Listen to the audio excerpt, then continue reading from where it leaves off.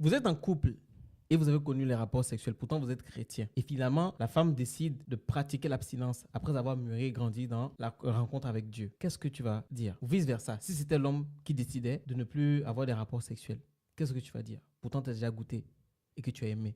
Qu'est-ce que tu vas dire? Ça va? Ça va? Donc, quand je parlais, toi, tu riais, quoi. Maintenant, on va répondre à la question.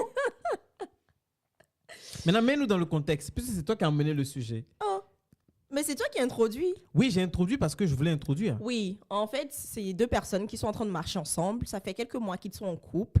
Et bah, dans leur relation, il y a la femme qui a donné sa vie à Christ.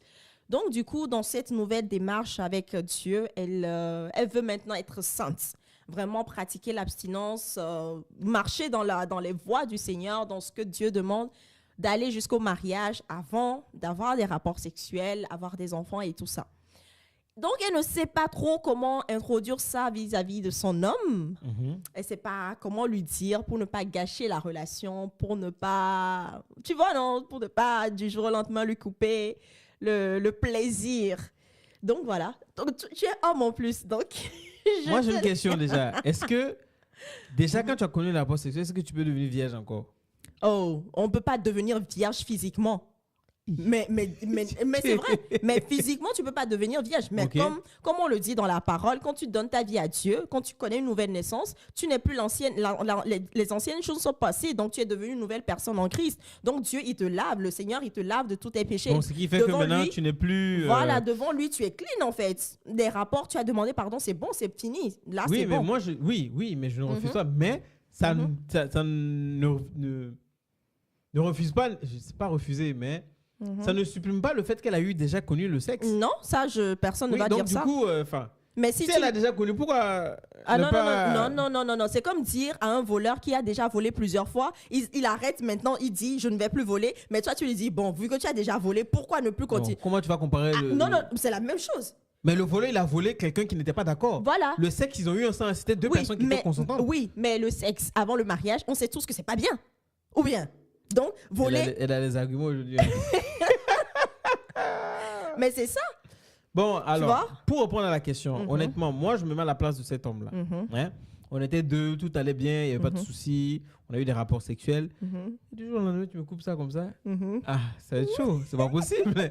Honnêtement, moi, je me mets à la place de ce mec-là qui n'a pas grandi, comme tu dis, dans la foi, etc. Ah, ça va être chaud. C'est bizarre. Non, qu'est-ce que tu me racontes là? On a déjà fait le truc. Toi, tu me dis ici que toi, tu as grandi dans la foi, ouais. Que toi, non. Comment? Explique-moi encore plus que je veux comprendre. Mais le truc, c'est que si tu m'aimes vraiment et que tu es sûr que... Ce n'est pas... Non. On va maintenant mettre mais c'est vrai. Les sentiments dans le doute. Non, mais c'est vrai parce que l'amour ne passe pas seulement par le sexe. Mais ça fait partie. Oui, attends. Si tu n'es pas amoureux, comment tu veux le sexe avec quelqu'un? Non, mais attends. Si tu m'aimes vraiment et que tu sais que c'est moi, tu as décidé d'épouser, tu veux faire du sérieux, nanani, nanana, on sait tous comment vous avez les argumentations quand vous cheminez ensemble avec une femme. Si c'est elle, peu importe. Si du jour au lendemain, on te supprime le sexe, on dit, OK, je ne veux plus. Ce n'est pas seulement le en bas qui fait plaisir, mais c'est le fait d'être avec la personne.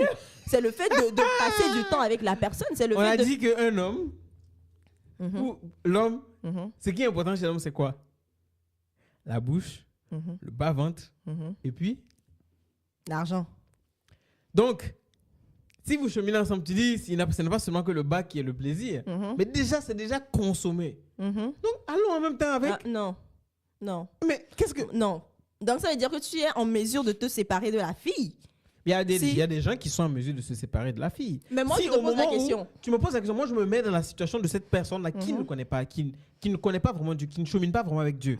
Comment est-ce qu'il va penser? Lui, il va se dire, non. Non, pas forcément. Si, pourquoi pas? Bon, pas forcément. Donc, du coup, ce qui veut dire qu'il peut penser comme ça également. Donc, laisse-moi mettre cette hypothèse sur la table. Vas-y. Donc, cette personne peut se dire, mais à un moment donné, est-ce que sa chérie a pété les plombs?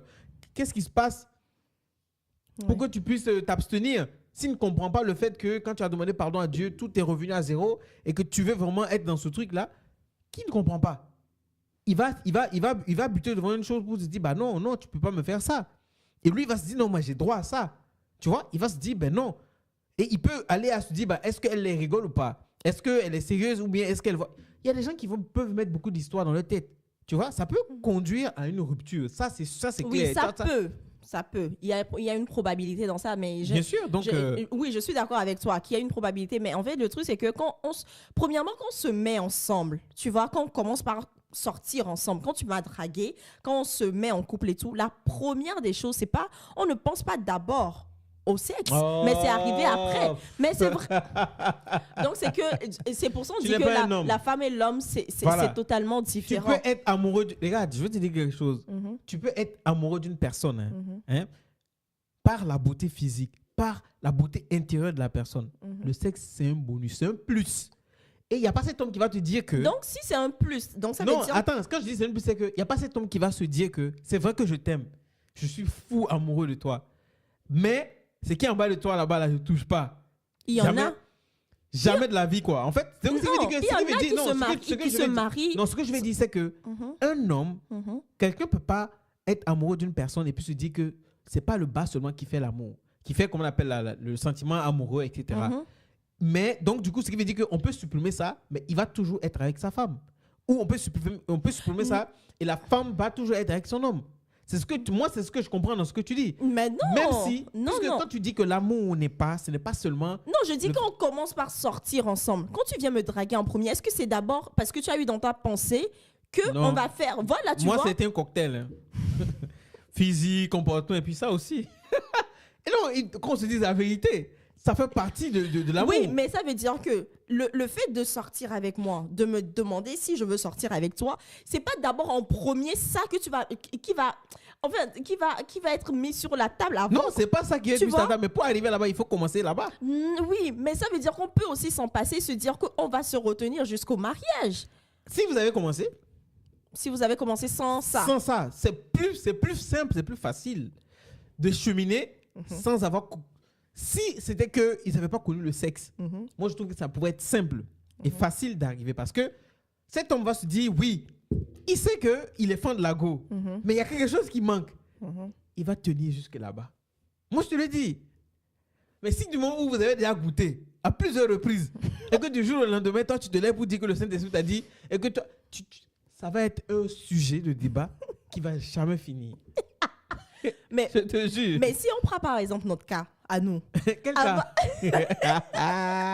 Non, là, je suis sérieuse. Avant qu'on ne se marie, est-ce que tu te rappelles quand même qu'on avait eu un temps ou un break? Le temps, là, c'était comment? Faut dire maintenant. Dis. Le temps, là, comment j'étais? La pression. Est-ce que tu connais? Mais c'était bien, donc on s'est retrouvés après. Mais on s'est retrouvés après le mariage. C'était bien ou pas? Tu vois, en fait, c'est dans l'attente de ce que tu vas avoir après. C'est à ça que tu dois t'accrocher. Donc, il fallait pas commencer?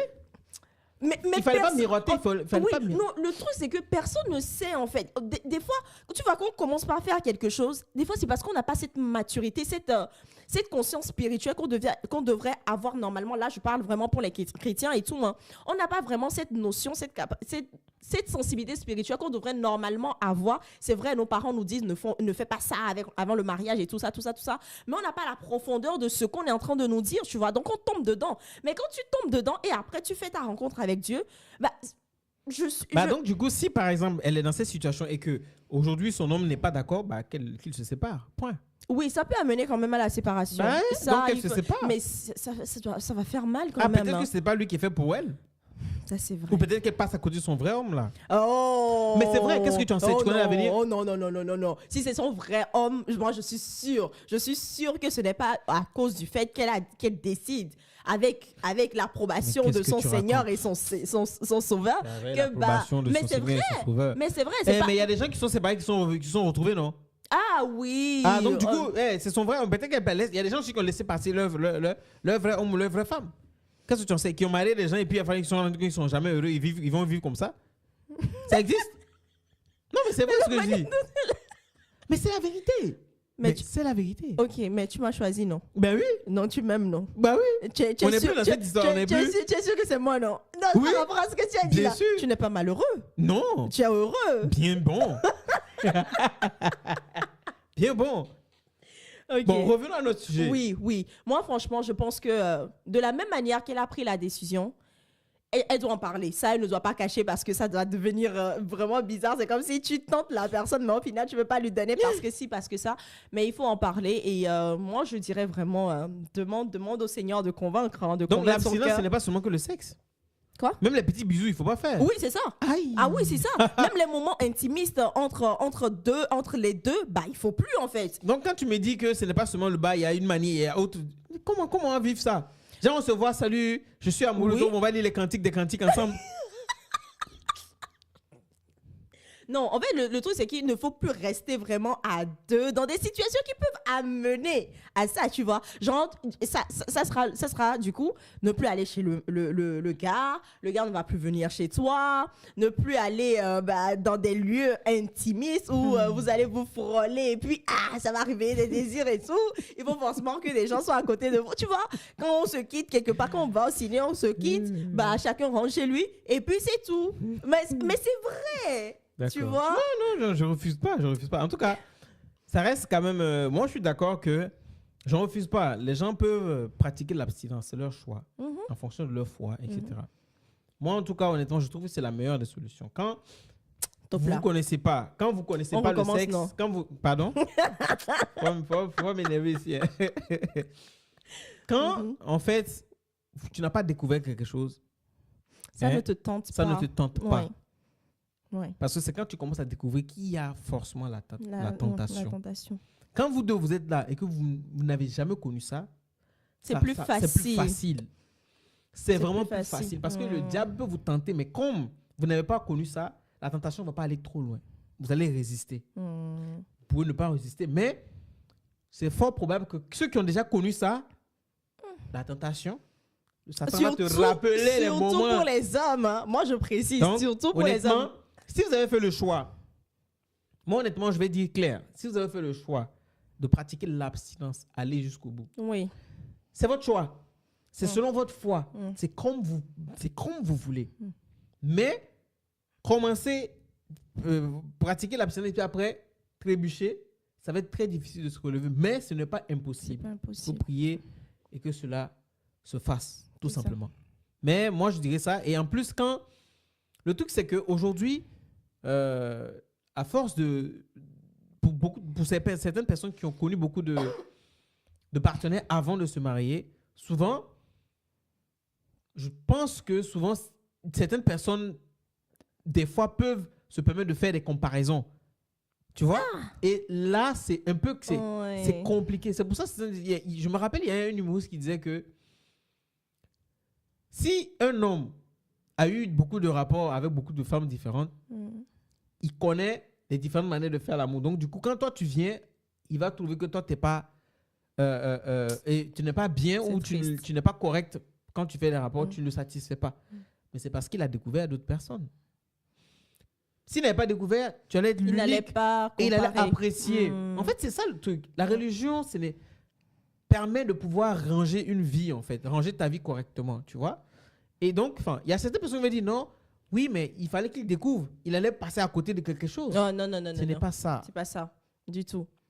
Moi, je pense qu'on va faire un autre sujet sur le fait des rapports sexuels pour savoir, voilà, qu'est-ce que l'autre aime, qu'est-ce que l'autre n'aime pas. C'est vrai que c'est des sujets qui sont un peu tabous. Des fois, la femme a peur de dire à l'homme, moi j'aime ça. Ou l'homme a peur de dire à sa femme, moi j'aime ça. Et souvent, les deux, ils restent comme des pierres. Ça m'a fait, oui. Voilà, on va en parler dans une prochaine vidéo, mais dites-nous en commentaire, vous, face à cette situation, si vous êtes l'homme et que la femme décide finalement de s'abstenir jusqu'au mariage, pourtant vous avez déjà connu tout type d'opposition. Léo là. Ou la femme, si ton homme aussi décide, parce que c'est pas seulement que la femme peut le faire, l'homme aussi peut le faire. C'est vrai que souvent les hommes, c'est rare, mais il y en a. Il y en a, hein, il faut bénéfice du doute quand même. Hein. Il y en a. Donc, réagissez en commentaire et dites-nous ce que vous aurez fait face à cette situation. OK? Bisous.